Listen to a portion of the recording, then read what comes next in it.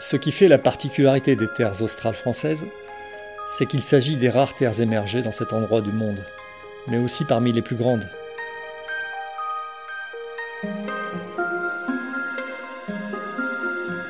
Les archipels de Crozet, de Kerguelen et les îles de Saint-Paul et Amsterdam constituent en fait de véritables oasis en plein cœur de l'océan austral.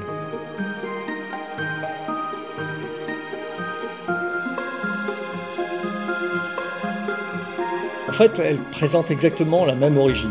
Elles sont toutes les trois issues de l'activité volcanique. C'est d'ailleurs ce qui frappe quand on aborde Kerguelen, ce sont ces falaises de basalte et ces montagnes exclusivement constituées de roches volcaniques.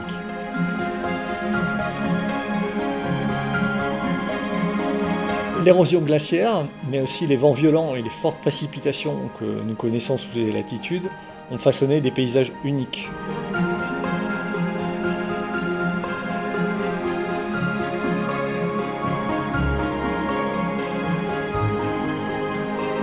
La deuxième sensation qui interpelle le voyageur à Kerguelen, c'est celle de fouler une terre qui a été très peu impactée par l'activité humaine. En dehors de la base de Port-au-Français, on ne trouve aucune route, aucun chemin, aucune habitation.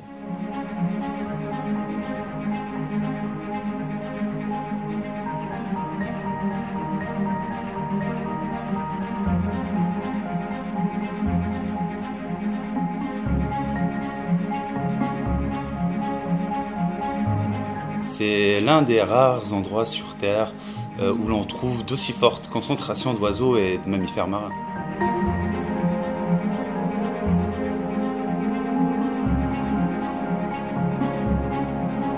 Ces espèces sont observées ici d'une part parce qu'elles se nourrissent dans l'océan austral et d'autre part parce qu'elles viennent assurer leur reproduction sur l'archipel de Kerguelen.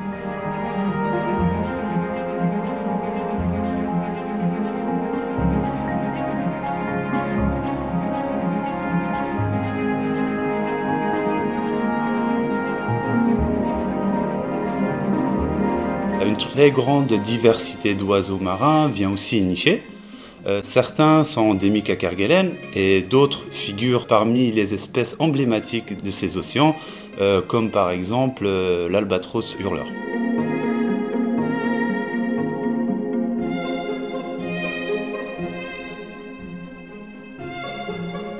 Certaines espèces ne se trouvent qu'à Kerguelen. Et c'est pour ça qu'en 2006, la réserve naturelle des terres australes françaises a été créée, qui protège l'ensemble des territoires, à la fois terrestres et marins. Et aujourd'hui, c'est l'une des plus grandes aires marines protégées au monde, qui couvre 700 000 km².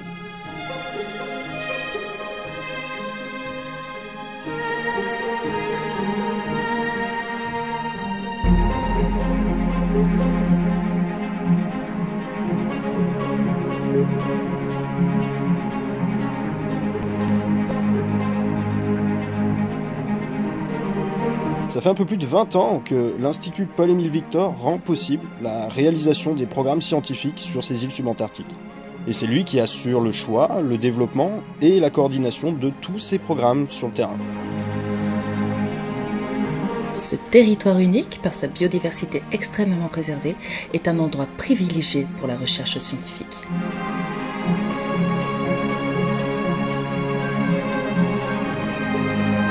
Et en fait, c'est grâce à tout cela qu'on continue d'acquérir des données scientifiques qui permettent de mieux connaître et protéger cette biodiversité et surtout de suivre l'impact des changements climatiques.